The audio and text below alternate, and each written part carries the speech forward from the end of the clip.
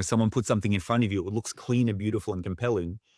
Do I tear it apart just to check the thinking's right? Do I affirm someone on a great job? It depends very much on whether they spent 5 hours thinking about it or 5 minutes asking agentic AI to come up with a draft.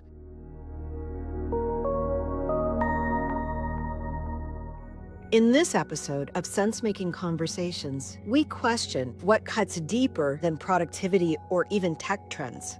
What we ask is, what are we losing when we stop asking why?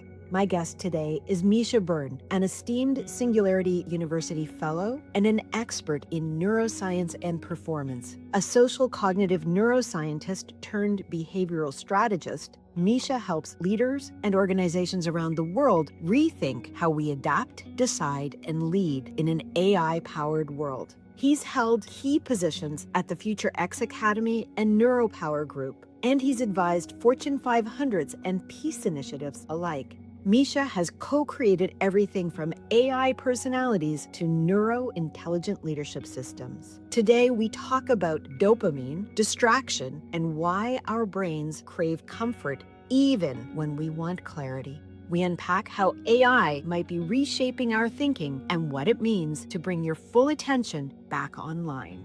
Misha doesn't just explain what's happening. He gives us a way to take our minds back. I'm Andrea Sampson, and this is Sensemaking Conversations. Please join me in welcoming Misha. Misha, thank you for being here today. Pleasure. Great to be with you. It's so great to see you again. And I know over the years, you and I have talked about, so many things when it comes to brain science and neuroscience and behavioral economics and where we find ourselves as humans in a world that is distracting and confusing and changing seemingly moment by moment. And in our last conversation, you started talking about reasoning. And I thought, wow, this is something that so few of us are actually even focused on today because we're so, as I said in the opening, so into doing that we're not taking that step back and actually thinking about what we're doing or reasoning about why we're doing it. So I know you've been doing a lot of thinking about this, and it is a human capacity. And I guess the question is, are we losing it? And what led you to start thinking about this? Ooh, sorry, I've just got something coming through on my phone. No, I'm just kidding. But I think it's exactly that, right? It's as we sit and talk about something that's a really important, meaningful question, at any point my attention's about to be hijacked by the email on my laptop or on my phone or on my smartwatch or a knock at the door because Amazon's delivering the next package. And this has been one of these slow burn topics for me for the last couple of years because you sit down with leaders and they've somehow managed to carve out 2 or 3 days to be with their colleagues and talk leadership and look at some of the bigger picture challenges they've got to face together. And attention is constantly being hijacked. Mm, And well-meaning, honest, sincere people are trying to work out of everything I focus on, of everything around me, what is the most valuable way for me to spend my time? So that's been the last couple of years for me, has been that piece which many of us are experiencing, the hijacking of our attention, algorithms getting better and better at hooking our focus late at night when we're wanting to sleep, but somehow I just keep scrolling. And full disclosure, that's not something I've cracked the nut on yet for myself. It's very easy to say, here's what we should do, but much harder to resist it in practice. But then at the same time, we'd be talking about the future of leadership or the future of, you know, work, the future of communities. And people would say, so what do you think are going to be the skills that are worth investing in? I've got a kid who's just graduating. They're trying to work out whether they should go to college and what they should do. What's going to be that number one skill? And over the last couple of years, our favorite journals keep confidently proclaiming that we know what the next skill is, only for that to fall to the next upgrade to our favorite large language models. And the okay. most recent example of that is empathy. I don't know if you've noticed, Yeah. but the last couple of years, the answer has been the number one skill for leaders, for collaborators. If you want to be protected from the onrush of AI, you should be focusing on empathy as the skill. And especially, I would say, in the last probably 3 months, we've seen a lot on empathy. And, I saw a quote recently where Elon Musk said that actually one of the biggest issues in the world is that we have too much empathy. Now, I'm not saying that, that I agree with Elon, but I think it's an interesting concept. But, here we are, in a world filled with AI and being told that empathy is the answer or the antidote to it. And And yet, what we find is that now a well-trained large language model talking to a patient about their healthcare concerns is more empathetic than our clinicians. And we find that a well-trained large language model can do a better job at calming someone down when they're frustrated at their product experience than someone who right. is empathetic by nature, but is tired and stressed and, has been on shift for 7 or 8 hours and is struggling. And I heard this, it's like if we focus on capabilities that we think are going to differentiate us and help us outcompete I think we're on a losing path. Yeah, yeah. I mean, I saw a beautiful map the other day, a beautiful collaboration document between machine learning scientists, data scientists, and neuroscientists. It was a map of the brain, and it was color coded to say, where we know roughly where these different skills and capabilities lie in the human brain. Let's color code it according to how much we've explored that with our current AI technology. It's less Mm. than 50% green. There's still so many capabilities that we know will advance with AI. So that we shouldn't be trying to compete with AI. We need to work out what will we do once it can do everything better than we've ever expected to be able to do it. And my argument, is that what we should be focusing on is this ability to reason for ourselves. And that's Mm. the core of it. Reasoning will be the skill that will see you through the next decade, not because it will help you outcompete AI, but because it will help you thrive in a world where AI is always surprising us. There's a couple of things in what you've just said that I want to sort of touch on. And I'm going to come back to reasoning. But, when you talk about this map of the brain, and as neuroscientists, you're looking at it.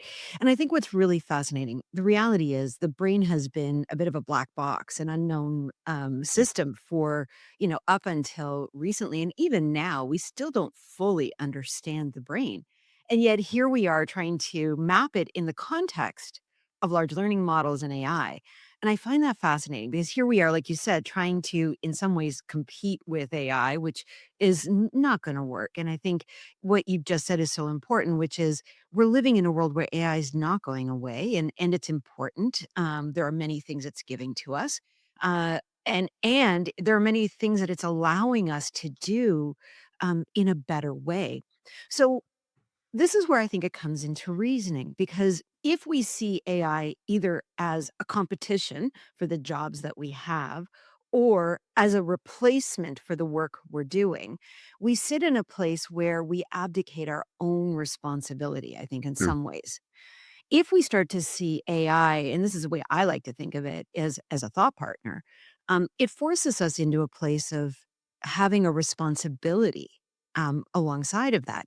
And I think that's where reasoning comes in. So maybe you can help our listeners understand what you mean by reasoning. This next part might just shift what's in front of you and whether or not you trust it. Yeah. Um, and as you were talking, I was thinking about some of the ways that we're already seeing agentic AI disrupting ways of work in some large organizations and how we're still storming around that. I'll give you an example. It used to be that if someone put an 8 slide deck in front of you and the fonts were all right and it had some nice icons that were in the right branded colors and it had plenty of white space and everything was lined up, you knew that that couldn't have happened by accident. And so it was one of these subtle cues. It's like, well, they've obviously put some thought into it Mhm. and now I have the that it's almost like a baseline credibility that comes with a beautiful deck. And I know Right. leaders who would say, "Yeah, I mean, I'm not a full expert in all the detail. I can't necessarily verify every bit. That's not my job. I have to use some principles, some heuristics to try and Right. evaluate, has the right amount of thinking gone into this, and has it been done in an appropriate way?" Fast forward to any time in the last 2 or 3 months, there are the most beautiful looking documents that are persuasive and compelling and simple and clean and attractive, and no human has really given it any thought. Right. Now, Right. and yet we don't yet have the ways of negotiating through that when we're collaborating with each other. You know, someone puts something in front of you, it looks clean and beautiful and compelling. Do I tear it apart just to check the thinking's right? Do I affirm someone on a great job? It depends very much on whether they spent 5 hours thinking about it or 5 minutes asking agentic AI to come up with a draft. Now, it's not Right. to say the 5 minutes is wrong. It may well be better thinking, but all of a sudden there are some questions. If it's a piece of thought leadership recommending a major decision for the organization, what are the values by which it's being done? When there are trade-offs around data to include and not include, what's the bias involved in that? You know, Mhm. there's 1,000 And questions in there that aren't being asked by the human, they're now being asked by the AI. That's the space where reasoning is gonna be needed. I use AI a lot, full disclosure, and it's a great tool, but but that's it. It's a tool. It's not a replacement for me. And what you're saying is when we apply reasoning, I mean, one of the things that reasoning gives us is the ability to come to the tool with a hypothesis or with a question that hopefully is fully formed. And I think that, when we get those 5-minute responses to a question that might have taken an hour to form, or maybe 6 hours, or maybe a career, um, like there we have reasoning. What we've done in that case as the human who's thinking the thought is we've brought our own, as you said, our own values, our own, biases, our own, desired outcomes into that creation. And then we're using the tool that has access to large swatches of data to help us to find better answers. But I think that reasoning is what you're really talking about, is that it's what so many of us are actually abdicating. Yeah. And there's an interesting piece, reasoning is a much broader topic than just how do we interact with AI. But our experiences the last 6 months really helped tease out some of the issues we're gonna need to address. I'll give you an example. I was trying to show a friend how you could set up custom prompts in Claude or ChatGPT. And so he said, "What's the most beautiful city in the world? Respond in French." And when you ask ChatGPT that, the answer is Paris. Hmm. But if you ask it to respond in Spanish, it turns out the most beautiful city in the world is Barcelona. And if you ask Right. it to respond in Chinese, it turns out it's different again. Now, it's the same task with a slightly different context. Depending on my intention, it either did exactly what it needed to do or it missed the brief completely. And when you look at all of the first level hacking and, people are starting to say, here's how you'll make the best use of it. Remember to include this structure for your prompt and that stuff. That's all been about trying to understand how to encode not just a task, but a task for an intention, for an audience with this context, for these outcomes based on these principles, based on this. It's like, it's a much bigger piece than just a 5 or a 10 word question. This next part quietly unsettled me, and it might just do the same for you. Don't go anywhere. Now, because we've had the technology thrown onto us in its roughest form, we've been starting to work out that it turns out it does make a difference. If I ask it the question this way, it gives me this. If I ask it this way, it gives it this way. But already we're seeing that those decisions are starting to be made under the hood of the app or the platform or whatever the tool is that you're going to be using. That doesn't mean that those choices don't still need to be made. The Right. question is who's making those choices. And so when I think about this idea of reasoning, regardless of how good the technology gets, there's a fundamental question. I'm asking for this to be done for me. Why? What's my intention? In what context? What's the nuance of this situation that's going to make the difference between an outcome that aligns with my values and doesn't, an outcome that has the impact I want it to have on the world and doesn't? And so I think that's the space where we're being called to be more intentional, more self aware, and more reflective of not just the what, but the why. Right. And just listening to you, I mean, the reality is as we approach these tools, they give us incredible speed of of answer, right? Like you said, I can ask it this question and in mere moments I have an answer. And it's not just AI. I mean, that's our world today, right? Yes. Everything from, I have this thought. This thought feels like something I can explore into something that maybe is commercial. And from that commercial thought, maybe I go to my AI tool and say, build a business model on this thought that I have, help me to understand what it could look like from Mm. a commercial standpoint. It provides me with a business plan. And at my fingertips, I can now log in and register a business. And within 15 minutes, I can go from I have a thought to I have a business plan to I have now an incorporated company. Now, never Yeah. before in history have we been at a place where we can move so swiftly. And just because we can doesn't mean we should. And so I'd love to hear a neuroscience view of that because, what is that doing within our thinking and reasoning process? How can we how can we become more discerning? And should we? I mean, maybe that's the right way. I don't know. What's your thoughts on that? My first thought is that within the next 5 years, it's not really going to matter what skills lie on your CV in the classic sense of the word. You know, can I make a website? Yeah, if you wanna spend the time, you can go and learn to code it, but it'll be simple to get it made.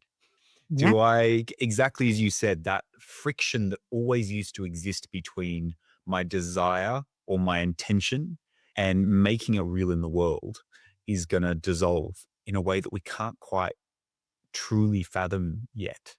It what is that gonna do to us? Well, on the one hand, we're gonna need to rethink what it is to be a person of stature and standing. What is it that's a good person? If we're not competing over the things we've done because you can do whatever you wanna do, if we're not gonna be competing over the skills we have because technology is gonna make that less important, it's gonna come down to what you've chosen to create.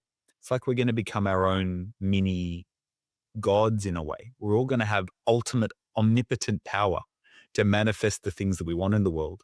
The question will be, what's worth manifesting? Hmm. So I think that's an interesting place for us all to be. I can start 100 businesses between now and next Thursday, but why am I choosing those 100?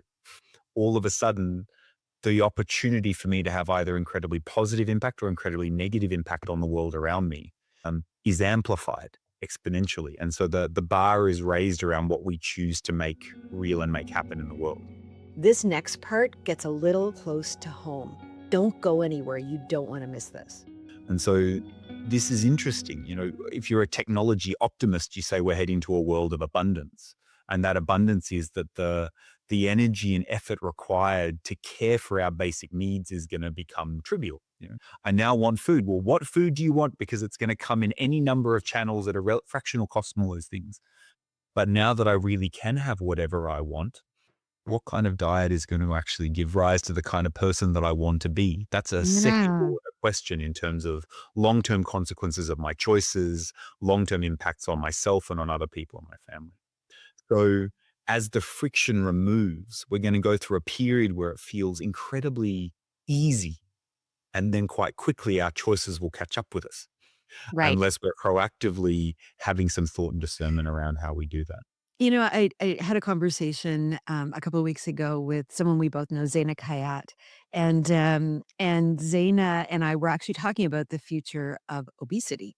And so you bring up food, and I thought it was interesting because to some degree, what you're saying is where our conversation went, and I want to dig into that friction a little bit. What Zaina sort of was talking about is the fact that look, we live in a world where food is plentiful. We our our our body is designed for scarcity, right? We've The way in which we process food is designed on scarcity because as humans, for all of our existence, we actually didn't have access to an abundance of food. So our we've body acts in such a way that it stores the food that we give it. And yet we're creating food like substances that actually aren't food. And it tricks our body and tricks our brain because our brain doesn't actually realize that we're ingesting food, Mm, and it stores it. It stores the calories that are being ingested with it. And so here we have this outbreak of obesity. And so that friction that you're just talking about is exactly that, right? We had this friction where our bodies needed food, and we as hunter gatherers needed to go and find that. We expended calories to find it. And therefore, the food we ingested was sort of replacing. And if there was extra, there was a storage. mm, But suddenly the friction is gone. yeah, And we find our population becoming more and more and more overweight. And so if we take that same analogy and we look at everything from business to decision making, like that because I think that's a real world example of the removal of friction. So, when we talk about starting businesses, you can start 20 businesses by next Thursday, and you presumably could right now. But I think yeah, what you just said was the question is, why would I start them? And 20 years ago, even 10 years ago, we would have said to make a living, to true. earn money. And yet we live in a world where we don't just start businesses to earn money anymore. Yeah. I very much agree. And yeah, as you were talking, I was thinking about this a study I really found fascinating in the food and nutrition space. Um, when there was that great revolution of artificial sweeteners that were 0 calorie and even natural, quote unquote.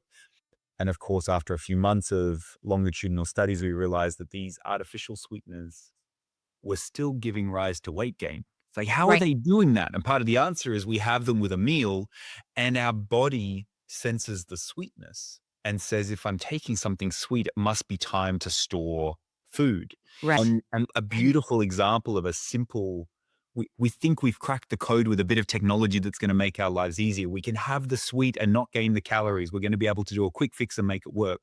But our body is hardwired to respond to simple signals around us and adapt. So in that example, you have the artificial sweetener, there's no calorie in it, but because it's sweet, my tongue says, tell the brain to release the hormones to get us ready to store. And so every other bit of food I have is just being loaded away for safety. In the same way, our bodies and our minds are primed to respond to things around us to keep us healthy. And stretch and challenge is one of the things that we need for a sense of a meaningful life. It's one of the things that we know we need if you're going to stay mentally fit and healthy and well. And it's this interesting thing that, I think about a lot, which is we're wired to chase comfort and pleasure, but what keeps us happy and healthy and well is discomfort, strain, stretch, holding yes. tension. And whether you're looking at, why is it that so many cold climate cultures do a sauna and then an ice bath and then a sauna and then an ice bath? Because if you don't want to feel cold in a winter house, expose yourself to temperature variation. Yes. If you're in the tropics, it turns out if we set the air conditioning at one temperature all the time, the moment it goes a degree up, people start calling maintenance to complain. If you just let it vary by 1 or 2 degrees all the time, it can vary by 5 or 10 before we even start to notice. There's Mm. all of these different examples where, as a human, you need the variation, you need the slight stretch. You need the slight strain if you're going to stay responsive, Mm. healthy, and above all, satisfied. This isn't what we chase, particularly when we're under stress. When we're feeling stressed, we say, I need to remove the stress. I need to Right. remove the Right. variability. And of course, the technology that we're building, to come back to tech, the algorithms being coded into our social media feeds, into the design of our email clients is all designed to remove the friction, to remove the struggle, to remove the strain. We keep building things that are not necessarily going to help us show up at our Right. best.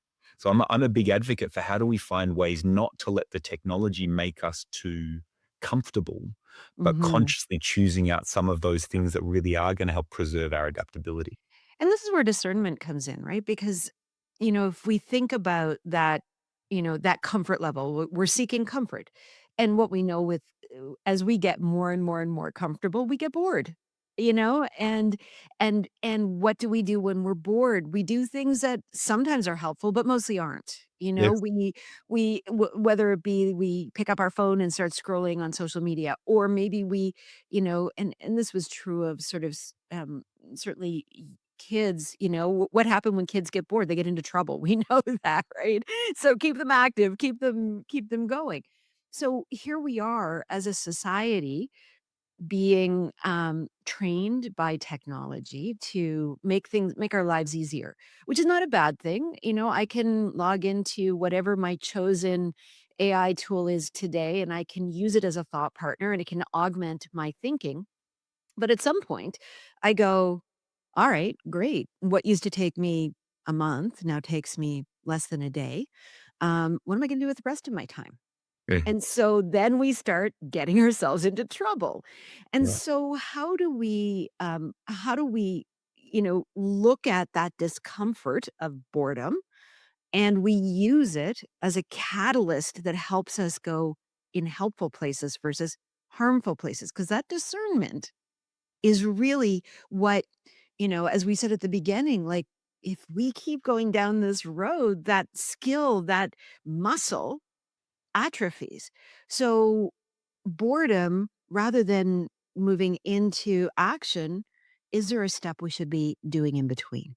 Yeah, and there's good behavioral data starting to show up that the boredom is often the precursor to creativity. That Mm. periods not fully task focused are what you need for recovery. Um, and that there's something in the fact that when you head to Silicon Valley, most people aren't giving their kids the iPad anywhere near as much as they are when you go to my hometown in Australia, for example. The closer you are to the building of the tech, the more cautious you are about how much you let it become part of your habitual system. There's an interesting piece in there just for me in the neuroscience space. The many faces of dopamine as a neurochemical, and if you want to fill a room in a with a bunch of very animated neuroscientists, set the topic about the myths and misunderstandings of dopamine because its face in the media is the happy drug.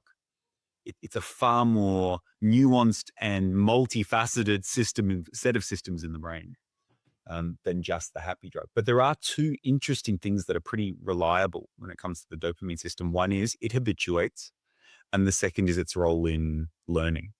And I Mhm. think both have a lot of insight for us about how we wrestle with this discomfort. So do you mind if I just sort of talk about those a little bit? Please go. Yes. So the dopamine habituates piece is, I think I think people have come across this, right? It's this idea that the first time you experience something new and positive, you get a big dopamine spike, Mhm. a big response. We feel great. And it's a bit like the first time you hear a joke, that's hilarious. And then the second time you hear the joke, it's funny. And then the third time you hear the joke, it's okay. And by the fourth time, you're bored.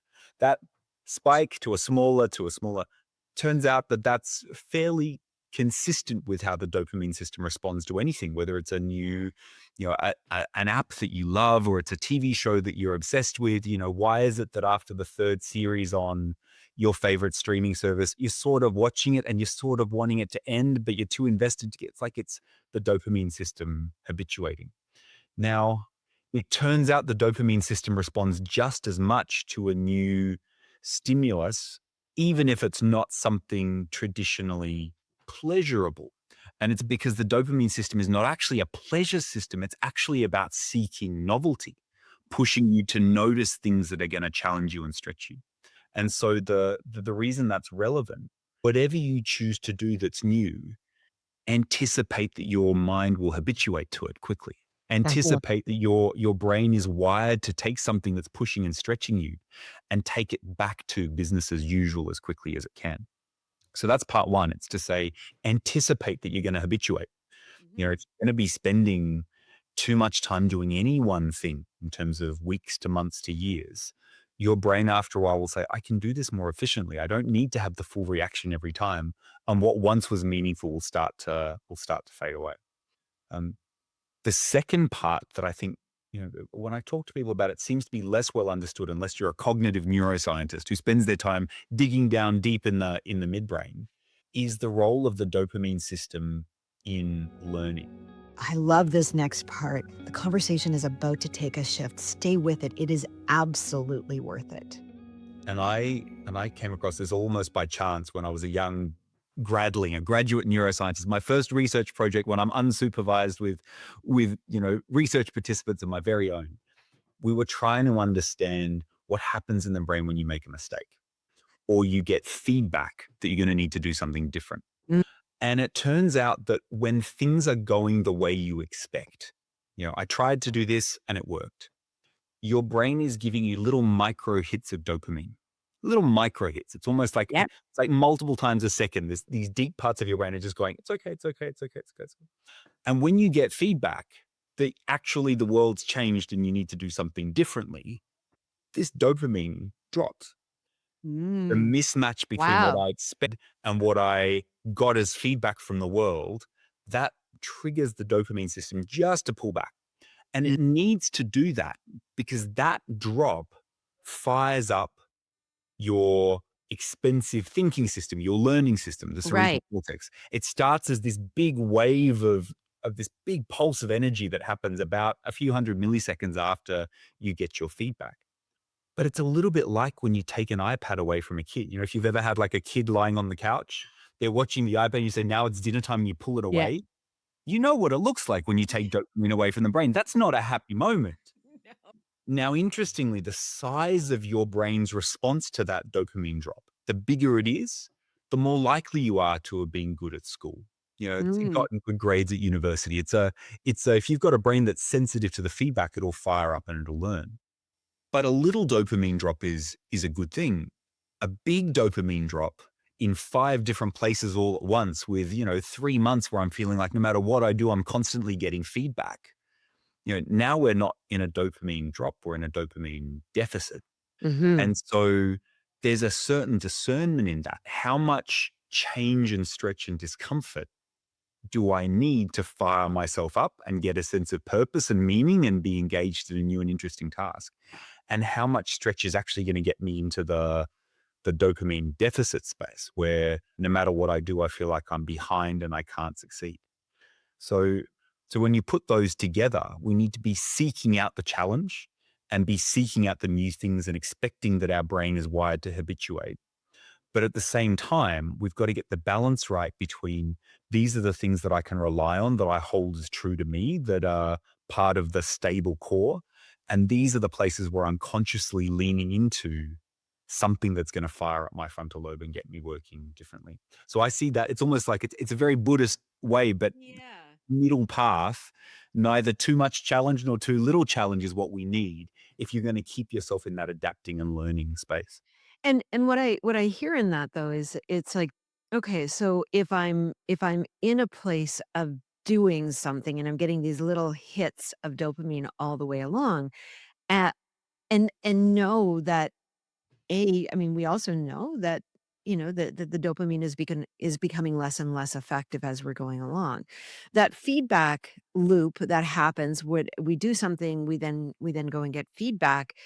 We see that drop, the trough in the dopamine at that point, and if the Right. trough is too low, it actually stops us. We Yeah. we become unable to recover or in a place of a downward spiral that's very difficult to get out of it. So there's a couple. Or having a temper tantrum because we're not getting what we want. Right, right.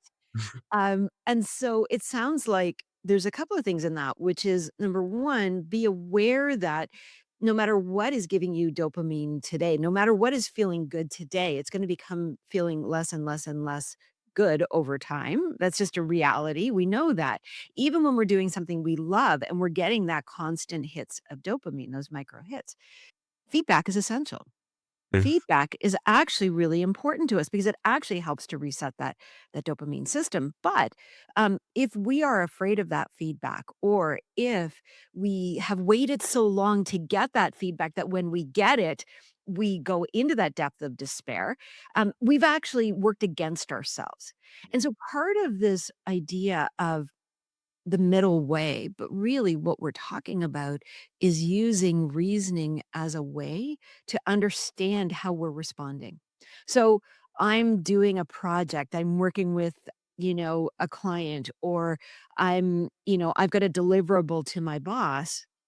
If I put my head down and work in isolation for however long, 10 days, let's say, and I don't actually invite anything. I mean, what happens is it becomes harder and harder over time. We know every like we've all done this, right?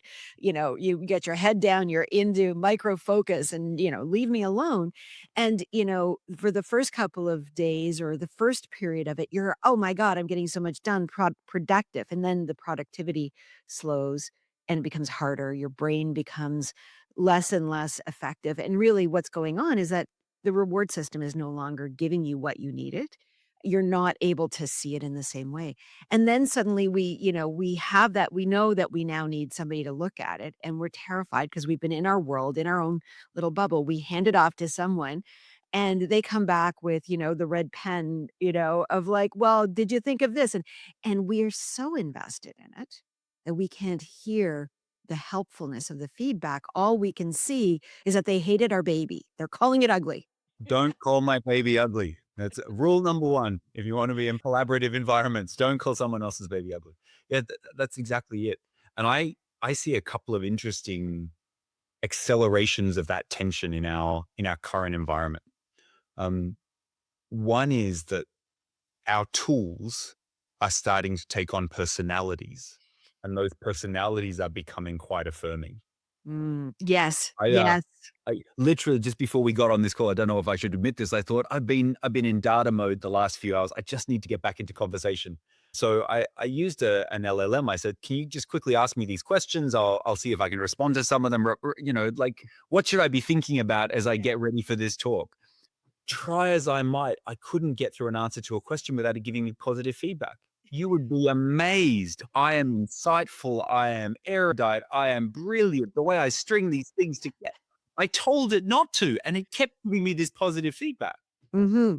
God forbid what happens when I go into a debate with somebody else who sees the world slightly differently from me and disagrees with me. Yeah.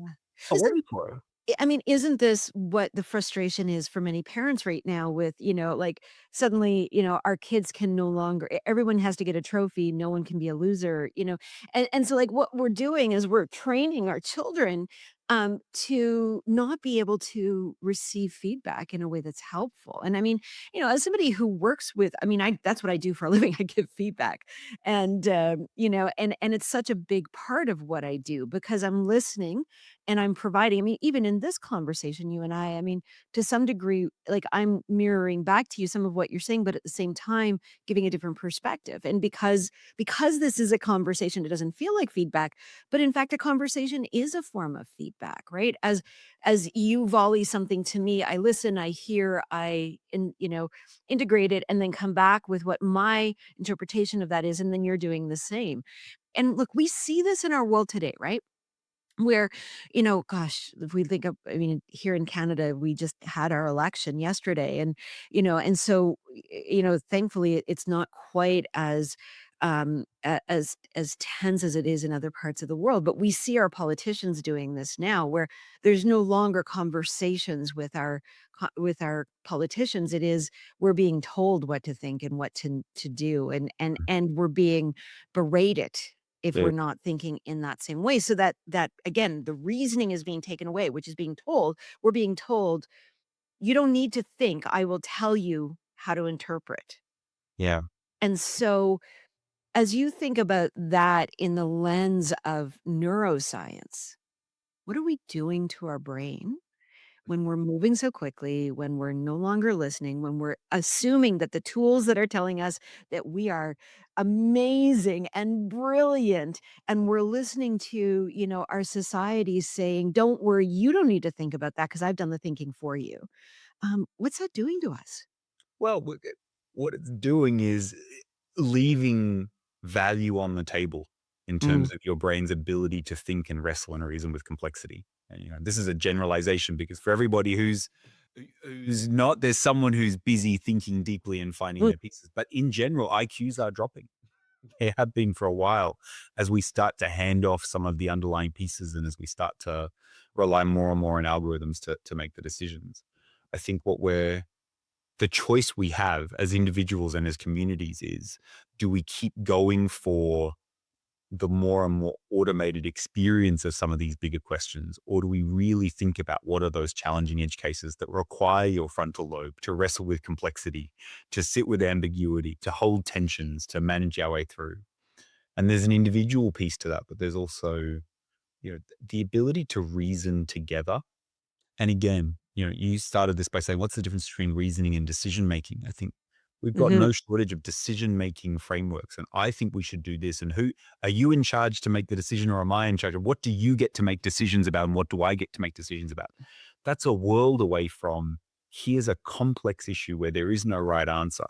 How do we work our way through this to find a somewhat optimized next step? Mm. That's the domain of reasoning, and I like the word reasoning because it's decision making has a certain confidence to it. I've made the decision. Yeah. It's reasoning is not something you do once and end. It's something you keep coming back to.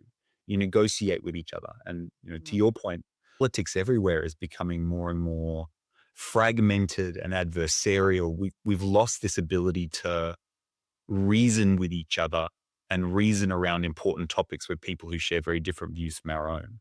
And to reiterate the point, I Mhm. think part of it is driven by the technology that is getting better and better at keeping us comfortable. And that's the marker of success. Mhm. You are successful as an individual, you can afford the latest smartphone, which has the faster refresh rate, which gives you that little bit more dopamine as you scroll up and down.